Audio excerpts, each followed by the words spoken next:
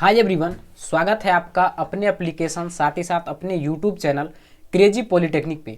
हम उम्मीद करते हैं आप लोग स्वस्थ होंगे, मस्त होंगे और अच्छे से पढ़ रहे होंगे।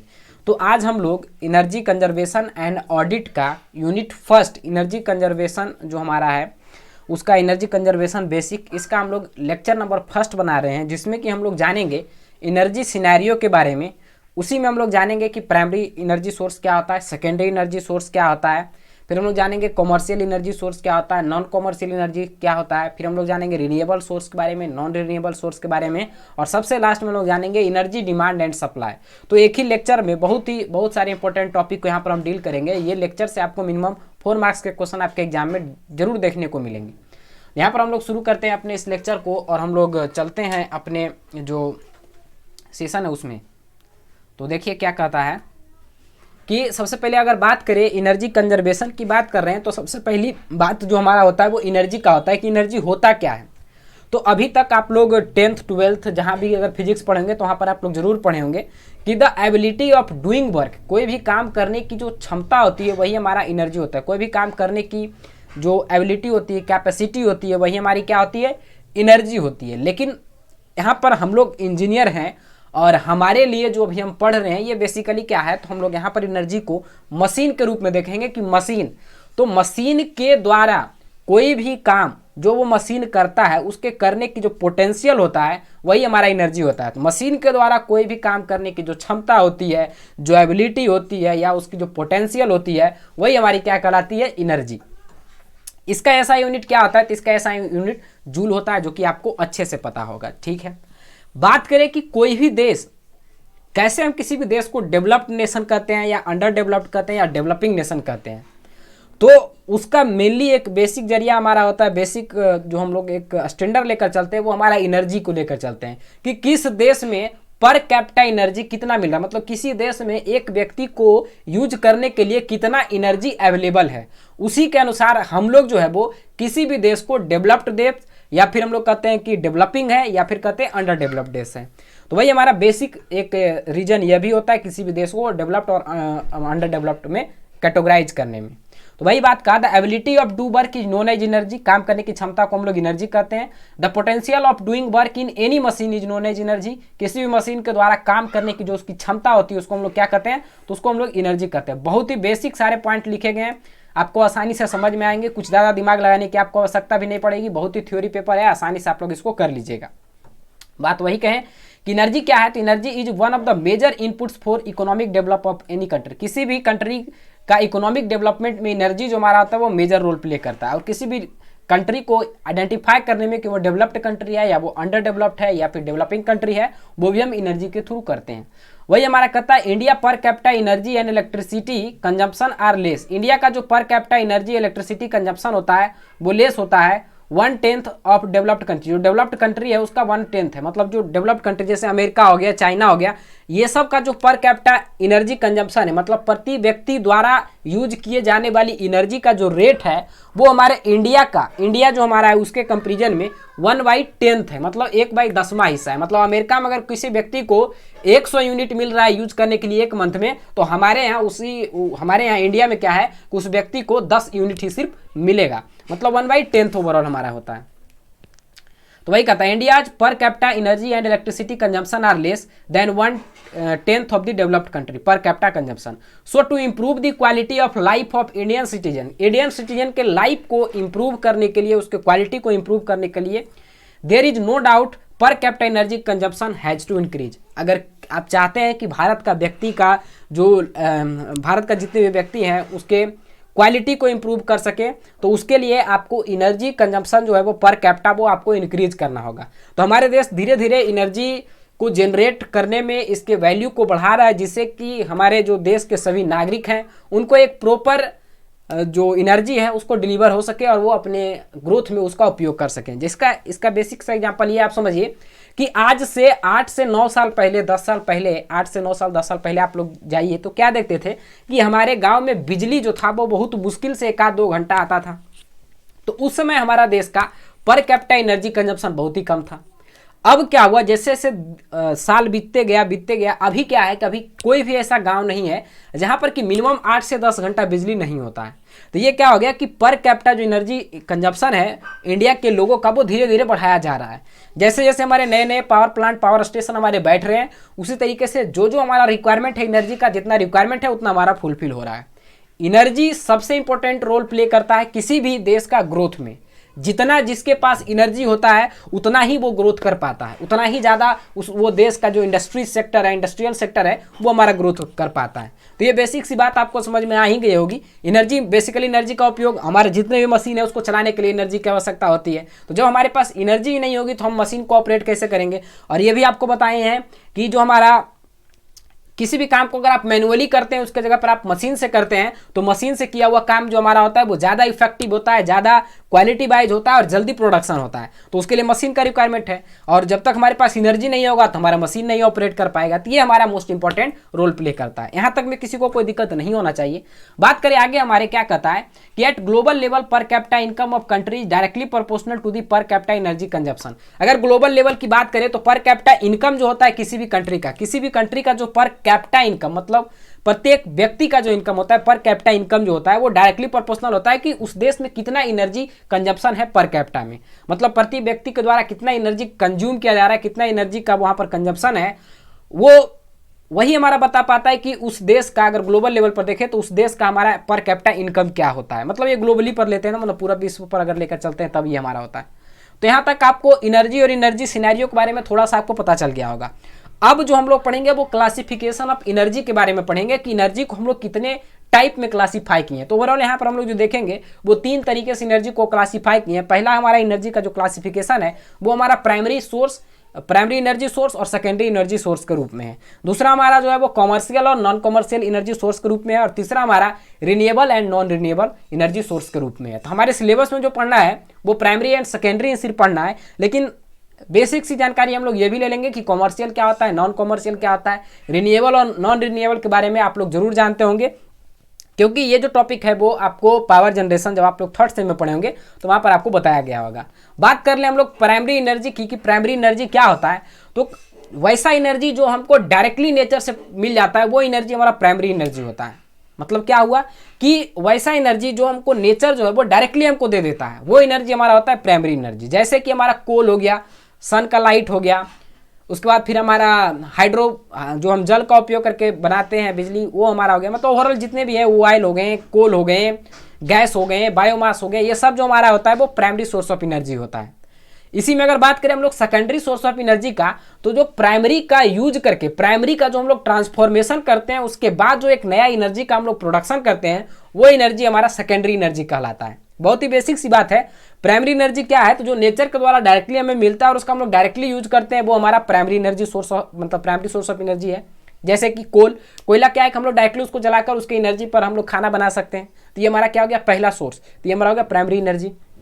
गैस हो गया, गैस को हम लोग जलाकर अपना खाना बना सकते हैं, यहाँ पर भी एनर्जी का यूटिलाइज हो गया, तो ये हमारा प्राइमरी सोर्स ऑफ एनर्जी हो गया।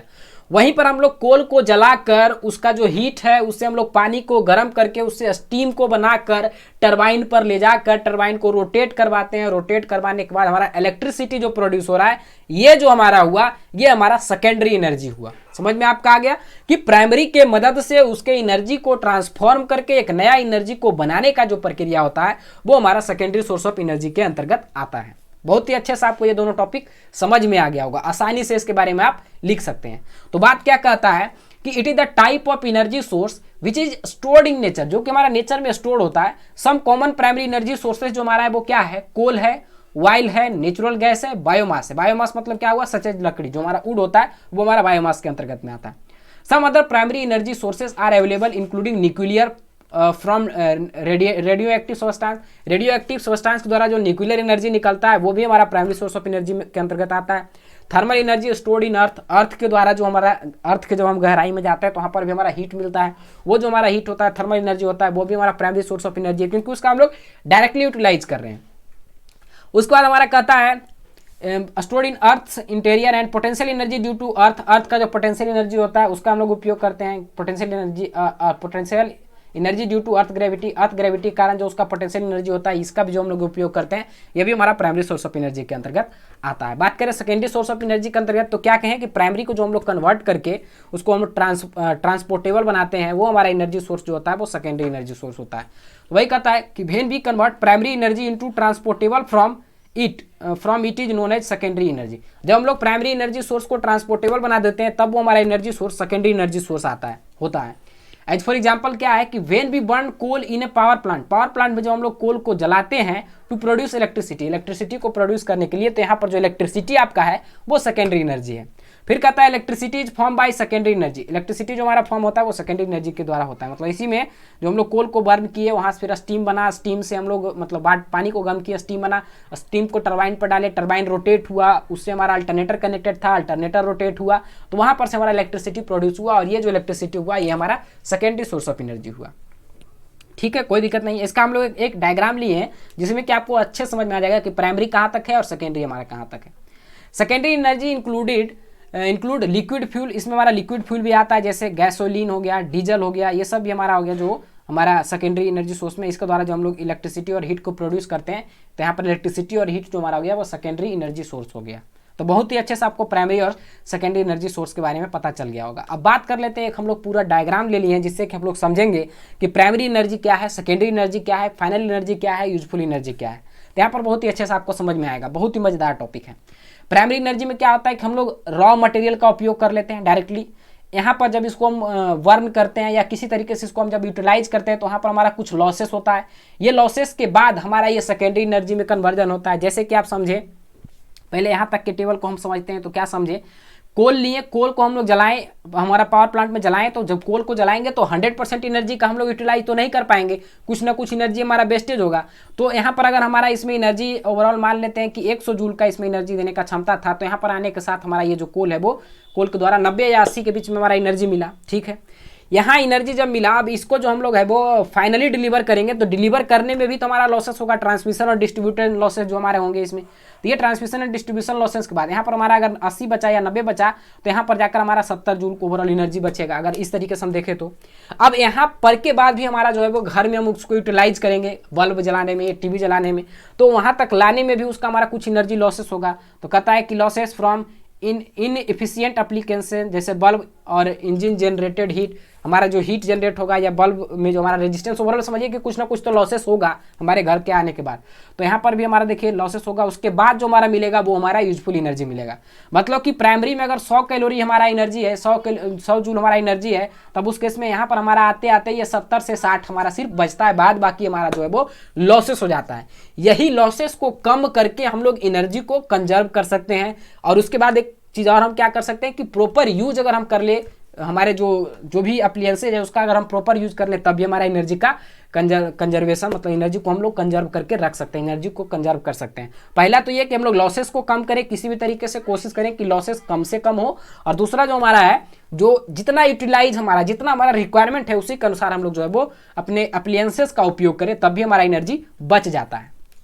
तो वही देखिए, कोल के द्वारा यहाँ पर हम इलेक्ट्रिसिटी को जनरेट किए, और यहाँ पर से फिर हम ये बात हो गया। उसी तरीके से दूसरा एग्जाम्पल अगर हम लकड़ी का ले, तो लकड़ी को जलाएंगे, वहाँ से हमारा चारकोल मिलेगा। चारकोल को हम लोग क्या करते हैं, मार्केट में सोल्ड करते हैं, मार्केट में बेचते हैं। तो यहाँ पर भी देखिए चारकोल, यहाँ पर जब लकड़ी को जलाइएगा तो 100% पूरा लकड़ी तो चारकोल में नहीं कन्वर्ट होगा, कुछ ना कुछ यहाँ पर लॉसेस होंगे। अब ये जो है इसको ट्रांसपोर्टेशन में ले जाने, यहाँ से वहाँ ले जाने में कुछ ना कुछ बर्बाद होगा, तो यहाँ पर ये भी आप मानिए। उसके बाद यहाँ पर मार्केट में सोल्ड करेंगे, फिर आपके घर में लाएंगे, तो वहाँ पर भी कुछ ना कुछ बर्बाद होगा। तो ओवरऑल जो हमारा है यहाँ कंप्लीट बर्बादी होने के बाद जो हमारा हीट एनर्जी मिलेगा वो हमारा जो होगा वो यूजफुल एनर्जी होगा। उसी तरीके से वाइल हम लोग यहाँ निकाले, यहाँ से फिर हमारा जो है वो गैसोलीन फ्रॉम ऑयल रिफाइनरी में जाकर यहाँ पर इसको रिफाइन करेंगे, तो क्रूड ऑयल 100% तो रिफाइंड ऑयल में नहीं कन्वर्ट होगा, कुछ ना कुछ वहाँ पर भी लॉसेस होंगे। अब ये जो हमारा ऑयल है, इसको हम लोग फिर ले जाएंगे अपना जो पंप है जहाँ पर हम डीजल भरवाते हैं, वहाँ तक जाएगा, ये वहाँ पर स्टोर होगा। तो स्टोर होने में लाने ले जाने में कुछ ना कुछ लॉसेस होगा। ठीक है, यहाँ के बाद जब इसको हम लोग गाड़ी में डालेंगे तो हमारा यहाँ पर भी हमारा लॉसेस होगा, कंप्लीट हमारा ऑयल बर्न नहीं होता है। तभी तो कंप्लीट अगर ऑयल हमारा बर्न होगा तो हमारा स्मोक नहीं आएगा गाड़ी से। लेकिन आप लोग देखते होंगे कि हमारा स्मोक भी निकलता है व्हीकल से। जब वो स्मोक निकलता है इसका मतलब क्या हो गया, यहाँ पर आपको शायद दिख रहा होगा, यहाँ पर देखिए मूवमेंट ऑफ कार जो है वो, यहाँ पर कार को जो हम चलाते हैं तो वहाँ पर हमारा स्मोक भी निकलता है। तो स्मोक निकलता है तो उससे भी हमारा लॉसेस है ओवरऑल, क्योंकि कंप्लीट हमारा ऑयल बर्न नहीं हो रहा है। अगर ऑयल कंप्लीट बर्न होगा तो हमारा स्मोक नहीं निकलता है। तो ये आपको बहुत ही अच्छे से एनर्जी सिनेरियो आपको समझ में आ गए होंगे कि कैसे एनर्जी निकलता है और कैसे उसको हम लोग ट्रांसफॉर्म करते करते हमारा फाइनली जो प्रोडक्ट हमारा यूजफुल एनर्जी मिलता है वो प्राइमरी जो शुरुआत का एनर्जी होता है उससे अप्रॉक्स में 20 से 30% हमारा कम मिलता है। तो ये आपका पूरा एनर्जी सिनेरियो के बारे में आपको समझ में आ गया होगा। अब बात कर लेते हैं दो इंपॉर्टेंट टॉपिक और हमारा, एक हमारा कॉमर्शियल एनर्जी और एक हमारा नॉन कॉमर्शियल एनर्जी, फिर हमारा रिन्यूएबल और नॉन रिन्यूएबल, फिर हमारा एनर्जी डिमांड और एनर्जी सप्लाई के बारे में देखेंगे। तो बहुत इंपॉर्टेंट सेशन है। कॉमर्शियल एनर्जी क्या हुआ कि वैसा एनर्जी जिसको कि जनरेट करके हम उसको बेच सकते हैं या कोई उसको खरीद सकता है, वो हमारा होता है कॉमर्शियल एनर्जी। क्योंकि कॉमर्शियल जैसे ही आ गया मतलब कि यहाँ पर लेन देन का बात है और कुछ ना कुछ पैसा का ट्रांजेक्शन की बात है। मतलब यहाँ पर हम अगर एनर्जी को जनरेट कर रहे हैं और हम आपको सप्लाई दे रहे हैं, आपको हम एनर्जी प्रोवाइड कर रहे हैं, उसके एवज में हम पैसा ले रहे हैं, तो ये हमारा कॉमर्शियल एनर्जी होता है। एक हमारा होता है नॉन कॉमर्शियल एनर्जी, जो कि हमारे गाँव में देखने को मिलता है। जैसे लकड़ी से हम लोग खाना बना लेते हैं, तो लकड़ी हमारा जनरली मोस्टली जो है वो सबके घर में अवेलेबल हो जाता है। सबके घर में कैटल्स होते हैं, पशु होते हैं, उनके जो वेस्ट मटेरियल होते हैं उसके द्वारा जो हम लोग कुछ जलावन का इक्विपमेंट बनाते हैं। जलावन जो हम लोग बनाते हैं जिसको कि हम लोग आम भाषा में गोईठा कहते हैं, जिसको कि अगर इंग्लिश में बात करें तो काऊ केक कहते हैं, काऊ डक केक कहते हैं। तो उसका हम लोग उपयोग करके अपना एनर्जी को भी बना लेते हैं। तो ये जो हमारा हो गया वो नॉन कॉमर्शियल एनर्जी हो गया। कॉमर्शियल क्या हुआ, जैसे हमारा इलेक्ट्रिसिटी हो गया, गैस हो गया, कोल हो गया, ये सब हमारा क्या है, कॉमर्शियल है। इसको हम लोग खरीदते हैं और बेचते हैं। वहीं पर अगर हम लोग बात करें नॉन कॉमर्शियल में तो हमारे यहाँ पर लकड़ी हो जाएगा। लकड़ी के बाद हमारा क्या हो जाएगा, काऊ का वेस्टेज मटेरियल जो है वो हो गया। तो ये सब जो हमारा हो गया, ये सब हमारा जो होगा वो क्या होगा, तो नॉन कॉमर्शियल एनर्जी सोर्सेज के अंतर्गत जाएगा। तो वही बात को यहाँ पर लिखे हैं, the energy source that are available in market, जो कि मार्केट में अवेलेबल है वैसा energy source for a definite price, कोई एक निश्चित प्राइस पर, are known as commercial energy, उसको हम लोग कहते हैं कॉमर्शियल एनर्जी। जैसे इलेक्ट्रिसिटी क्या, एक डिफिनिट प्राइस उसका फिक्स किया हुआ है कि आप इतना यूनिट यूज करिएगा तो इतना पैसा लगेगा, पर यूनिट का इतना पैसा लगेगा। जैसे हमारे घर का गैस है तो उसका भी प्राइस फिक्स है, इस प्राइस में ही आपको गैस मिलेगा, वो पे करिएगा तभी आप गैस को यूज कर पाइएगा। कहता है the most important form of commercial energy are electricity, जो मोस्ट इंपॉर्टेंट फॉर्म हमारा कमर्शियल एनर्जी का है वो हमारा इलेक्ट्रिसिटी है, कोल है, रिफाइंड पेट्रोलियम प्रोडक्ट है। ठीक है, commercial energy from the basis of industrial and agriculture transport and commercial development in modern work. Commercial energy जो होता है ये हमारा कमर्शियल एनर्जी जो होता है ये मेनली हमारा इंडस्ट्रियल के लिए, एग्रीकल्चरल, ट्रांसपोर्ट और कमर्शियल डेवलपमेंट अभी के मॉडर्न युग में इसका जनरली इसमें यूज किया जाता है। कहता है कि इन द इंडस्ट्रियलाइज कंट्री में commercialise fuel are predominant source not only for economic production. देखिए कोई भी अगर डेवलप्ड कंट्री है जहाँ पर इंडस्ट्रियलाइज कंट्री उसको कह सकते हैं, जहाँ पर कि इंडस्ट्रीज बहुत ज़्यादा हैं, तो वहाँ पर हम लोग जनरली जो है वो एनर्जी का उपयोग जो करते हैं वो कमर्शियल एनर्जी का उपयोग करते हैं।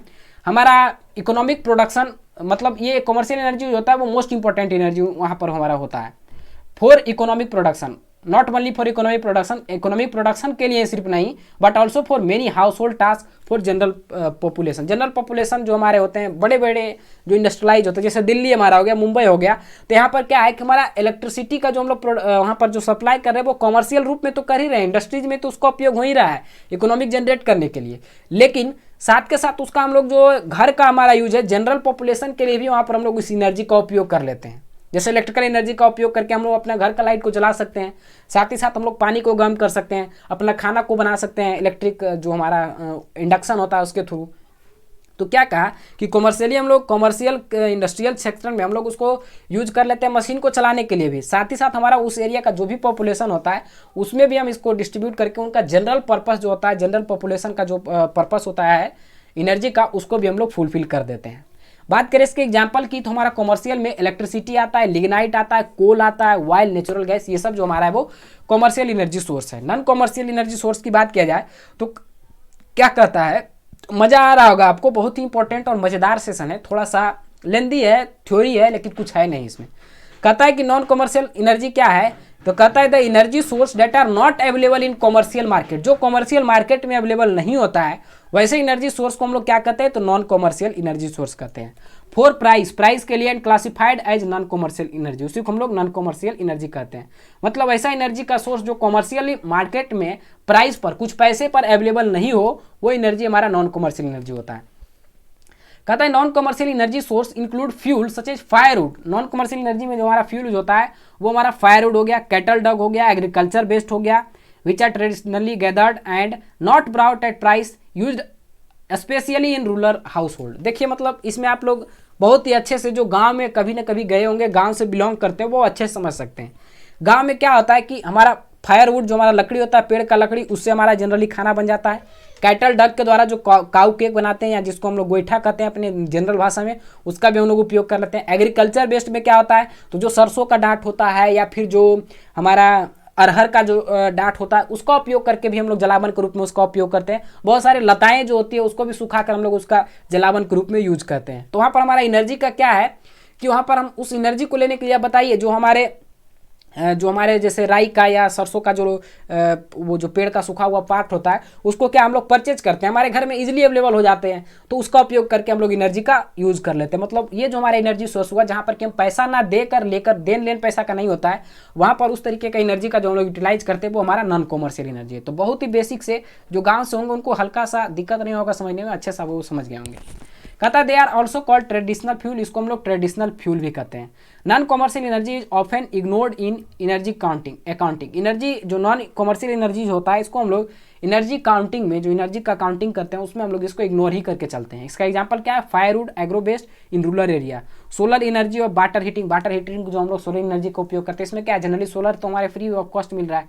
इलेक्ट्रिसिटी जनरेशन उसके द्वारा जो हम लोग कर लेते हैं। फॉर ड्राइंग ग्रेन, ये सब आप लोग पीछे ही पढ़े थे कि सोलर का क्या क्या उपयोग करते हैं। Lifting water for irrigation, irrigation के लिए जो पानी को हम लोग निकालते हैं। क्रशिंग शुगर कैन को क्रश करने के लिए। Wind energy for lifting water and electricity generation, wind energy का उपयोग करके पानी को हम लोग निकालते हैं कुआं से या फिर इलेक्ट्रिसिटी का जनरेशन में हम लोग इसका उपयोग करते हैं। तो ये हमारा नॉन कॉमर्शियल एनर्जी सोर्सेस है। बात करें ये एनर्जी सोर्स के बारे में आप लोग जरूर जानते होंगे, एक हमारा होता है रिन्यूएबल और एक हमारा होता है नॉन रिन्यूएबल।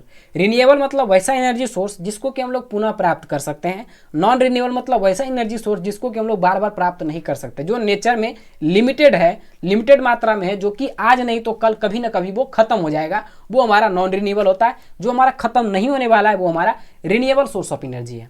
तो क्या कहता है कि renewable energy is energy obtained from source that are essentially inexhaustible, मतलब जो खत्म होने वाले एनर्जी के सोर्स नहीं है वो हमारे energy source renewable energy source के अंतर्गत आते हैं। एग्जाम्पल में क्या है, तो कहता है example of renewable resources including wind power, wind power कभी भी हवा बंद हो सकता है, हवा हमको मिलेगा। Solar power, geothermal energy, tidal power और हाइड्रो इलेक्ट्रिक पावर जो हमारा होता है, ये सब के सब हमारा रिन्यूएबल सोर्स ऑफ एनर्जी में आते हैं। कहता है कि the most important feature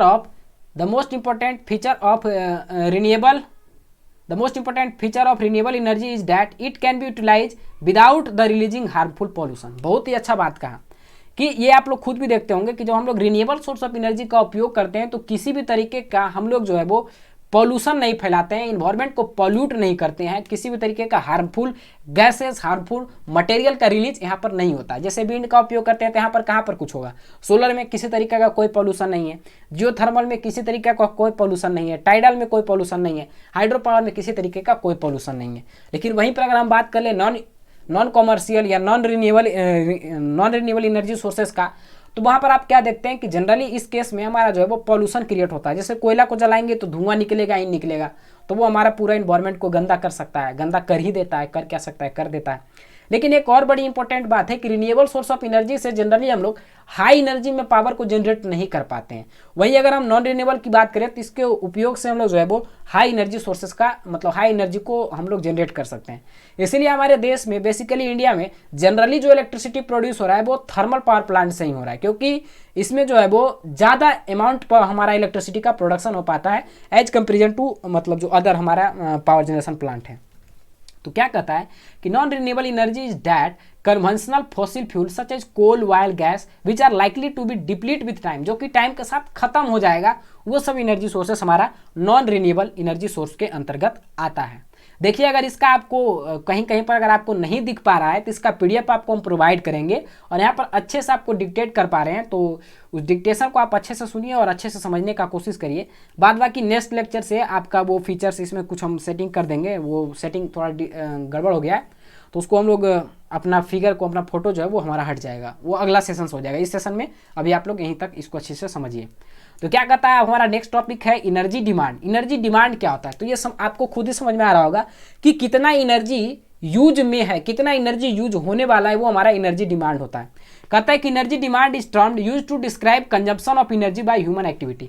human activity के द्वारा कितना एनर्जी का हम लोग कंज्यूम कर सकते हैं, कितना एनर्जी का हम लोग यूटिलाइज कर सकते हैं, वो हमारा एनर्जी डिमांड के वो हमारा क्या कहलाता है, तो वो हमारा एनर्जी डिमांड कहलाता है। क्या कहता है कि it drives the whole energy system, ये पूरे एनर्जी सिस्टम को ड्राइव करता है, मतलब पूरे एनर्जी सिस्टम को चलाने का काम करता है एनर्जी डिमांड। क्योंकि डिमांड ही तो बताएगा कि हमको कितना एनर्जी जनरेट करना है, कितना एनर्जी हमको देना है। तो जब तक हमारा पूरा डिमांड ही नहीं पता चलेगा कि जैसे अगर किसी भी आपके घर में ही देख लीजिए कि आपके घर में आप जब सप्लाई लेते होंगे, इलेक्ट्रिक सप्लाई जब आप लेते हैं तो वो आपसे पूछता है कि मैक्सिमम डिमांड आपका कितना है, 1 किलोवाट 2 किलोवाट कितना आपका डिमांड है। तो उस अनुसार आप अपना डिमांड को फिल करते हैं, आप जोड़ लेते हैं कि अच्छा हमारे घर में इतना लाइट है, इतना बल्ब है, मोटर चलाना है, फ्रिज चलाना है, टीवी चलाना है, तो इतना हमारा ओवरऑल चला जाएगा। तो वो आप बताते हैं, तो वो आप क्या एस्टिमेट करते हैं, एनर्जी डिमांड को एस्टिमेट करते हैं। तो वही कहता है drive the whole energy system in influencing the total amount of energy use, कितना एनर्जी यूज हो रहा है वो पूरे के पूरे इन्फ्लुएंस करने का काम करता है। कहाँ, लोकेशन ऑफ, कहाँ पर यूज हो रहा है, एंड टाइप ऑफ फ्यूल, किस तरीके का फ्यूल का उपयोग करके हम ये एनर्जी सप्लाई को जनरेट कर पा रहे हैं, एनर्जी सप्लाई सिस्टम को दे रहे हैं, and the characteristics of end use technology that consume energy. और हम ये भी देखते हैं कि टेक्नोलॉजी, इंड यूज टेक्नोलॉजी में हमारा कितना एनर्जी का कंजम्पशन हुआ है। इसको जो हम लोग डिवाइड बेसिकली करते हैं वो 3 सेक्टर में करते हैं। पहला हमारा हो गया इलेक्ट्रिसिटी, दूसरा हमारा हो गया ट्रांसपोर्टेशन और तीसरा हमारा हो गया हीट। कितना इलेक्ट्रिसिटी का रिक्वायरमेंट है, ट्रांसपोर्टेशन में कितना खर्चा आएगा, मतलब कितना कॉस्ट हमारा एनर्जी लॉसेस होगा, उसके बाद हमारा हीट में ओवरऑल कितना हीट के थ्रू हमारा एनर्जी का लॉसेस होगा। ये सब को जोड़ जाकर हम लोग एनर्जी डिमांड को मतलब पता करते हैं कि कितना हमारा एनर्जी का डिमांड है। तो ये हमारा एनर्जी डिमांड के बारे में बेसिक पॉइंट इतना ही काफ़ी है, क्योंकि यहाँ पर आपको पूछेगा भी अगर एनर्जी डिमांड तो शॉर्ट नोट्स में ही पूछेगा, उसके बारे में ही पूछेगा और अकेले नहीं पूछेगा। जब भी पूछेगा तो 1-2 टॉपिक को और साथ में पूछेगा। जैसे एनर्जी डिमांड हो गया, एनर्जी सप्लाई, एक साथ आपको दे सकता है 4 मार्क्स में कि एनर्जी डिमांड क्या है, एनर्जी सप्लाई क्या है। तो इतना भी लिखिएगा तो बहुत ही अच्छा आपका होगा। हालांकि इसको और अगर डीप में पढ़ा जाए तो बहुत ही डीप में इसको पढ़ सकते हैं, लेकिन कोई बेनिफिट उसका है नहीं, क्योंकि हमें सिर्फ और सिर्फ ये हमारा मेन पेपर के रूप में दे दिया है, लेकिन उतना इंपॉर्टेंट हमारे लिए नहीं है, क्योंकि अगर जेई के पॉइंट ऑफ व्यू से भी देखें तो वो उतना इंपॉर्टेंट नहीं है। जो इंपॉर्टेंट पॉइंट होंगे वो हम आपको नोट डाउन कराते जाएंगे, बताते जाएंगे, उन पॉइंट को आप दिमाग में रखिएगा। बाद बाकी बस थ्योरी है, 1 से 2 बार सुनना है, आपके दिमाग में बैठ जाएगा, खुद अपने लैंग्वेज में लिखने का कोशिश करना है। बात करें अब हम लोग एनर्जी सप्लाई की, तो एनर्जी सप्लाई क्या है, तो कहता है कि energy supply is delivery of fuel और transform fuel to the point of consumption. Energy supply क्या है, तो कितना एनर्जी को आप, जहां पर एनर्जी कंज्यूम हो रहा है वहां पर आप कितने एनर्जी को पहुंचा पा रहे हैं, कितना एनर्जी को डिलीवर कर पा रहे हैं, वो हमारा एनर्जी सप्लाई कहलाता है। तो क्या कहा, energy supply delivery of fuel और ट्रांसफॉर्म फ्यूल, फ्यूल और ट्रांसफॉर्म फ्यूल का जो डिलीवरी है to the point of consumption, जहां पर हमारा कंजप्शन हो रहा है वहां पर, वो हमारा एनर्जी सप्लाई कहलाता है। कितना एनर्जी को आप कंज्यूम्ड, जहां पर कंजप्शन हो रहा है वहां पर पहुंचा पा रहे हैं, वो हमारा क्या है, एनर्जी सप्लाई है। कहता है इट पोटेंशियली होल्ड, ये क्या क्या रखता है, तो इसमें हमारा एक्सट्रैक्शन होता है, जनरेशन होता है, ट्रांसमिशन होता है, डिस्ट्रीब्यूशन होता है और स्टोरेज ऑफ फ्यूल होता है। इसको हम लोग और क्या कहते हैं, तो इसको हम लोग एनर्जी फ्लो भी कहते हैं। इसको हम लोग और क्या कहते हैं, तो इसको हम लोग एनर्जी फ्लो भी कहते हैं। तो आई थिंक आपको ये चारों टॉपिक जो हम लोग पढ़े हैं यहाँ पर कि हमारा एनर्जी क्या है, क्लासिफिकेशन ऑफ एनर्जी में प्राइमरी एनर्जी, सेकेंडरी एनर्जी, फिर हम लोग देखें कि ये पूरे एक डायग्राम के थ्रू देखें commercial energy, non commercial energy, renewable, non renewable, energy demand और हमारा जो है वो एनर्जी सप्लाई। ये हमारा मोस्ट ओवरऑल इंपॉर्टेंट टॉपिक था। अब बात कर लें हम लोग का जो बैच है 5th सेम लक्ष्य बैच, इसमें बहुत ही कम समय अब आपका बचा है, तो जिनको भी इनरोलमेंट करना है वो कर लें, नहीं तो इसका प्राइस बढ़ सकता है। अभी इसका प्राइस सिर्फ और सिर्फ 1000 है, तो आप लोग भरोसा करके इस कोर्स में खरीद लें। अभी फिलहाल में आपके कोर्स में 3 सब्जेक्ट जो है वो रेगुलर वे में चलेंगे, बाद बाकी जो 2 सब्जेक्ट है, जैसे एक ओपन इलेक्टिव है उसमें हमारा इलेक्ट्रिक व्हीकल्स का क्लास चलेगा, वो हमारा जो है वो बाद में हमारा मतलब ये तीनों सब्जेक्ट खत्म कर लेंगे जब 1.5 मंथ में हमारा कौन कौन subject, switch gear protection, industrial automation and control और हमारा ये ऑडिट, ये तीनों को जो हम लोग एक बार खत्म कर लेंगे 1.5 मंथ के अंदर में ही ये खत्म हो जाएगा। उसके बाद हम लोग जो है वो micro processor and micro controller. इसमें हालांकि आधा आधी लेक्चर आपको मिल ही गया होगा, और भी लेक्चर इसमें कुछ और ऐड हो जाएंगे। बाद बाकी जो इसका प्रोग्रामिंग का लेक्चर है वो हम लोग नेक्स्ट जब ये खत्म कर लेंगे तब उसको देख लेंगे। ज़्यादा नहीं, 10 से 15 क्लास उसमें और हमको ऐड करने पड़ेंगे प्रोग्रामिंग के लिए। बाद बाकी सारे सिलेबस सेम है, और माइक्रो कंट्रोलर का भी वीडियो आपको अपलोड हो जाएगा कुछ दिन में। और बाद बाकी हमारा बचेगा ओपन इलेक्टिव का, तो उसको भी हम लोग देख लेंगे। तो बहुत ही कम समय, ओवरऑल मानिए 2 से 2.5 मंथ में आपका पूरा सिलेबस खत्म हो जाएगा। 2.5 मंथ मैक्सिमम है।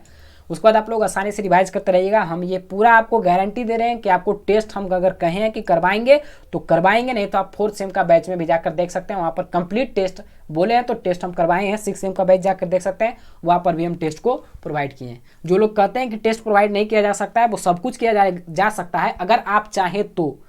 अब जब आप मेहनत ही नहीं करना चाहिएगा तो कैसे आप कोई भी टीचर जो है वो टेस्ट को प्रोवाइड कर पाएंगे, जब वो मेहनत ही नहीं करेंगे। तो अगर मेहनत करते, कोई भी टीचर अगर मेहनत करेंगे, अगर चाह लेंगे तो वो पूरा हो जाएगा। तो जिनको भी एडमिशन लेना है जल्दी से जल्दी इसमें एडमिशन ले लें, क्योंकि इसका प्राइस बढ़ जाएगा तो फिर आपको लोग को दिक्कत होगा। तो 1000 प्राइस में आप इनरोल कर लें। 1000 प्राइस में आपको बहुत ही बेहतरीन कंटेंट, जेन्युइन कंटेंट आपको मिल जाएगा, कहीं पर कोई दिक्कत आपको नहीं होगा। तो इसी आशा और उम्मीद के साथ आज के सेशन को हम लोग एंड करते हैं। मिलते हैं नेक्स्ट सेशन में एक नए कंटेंट के साथ, एक नए जोश के साथ। तब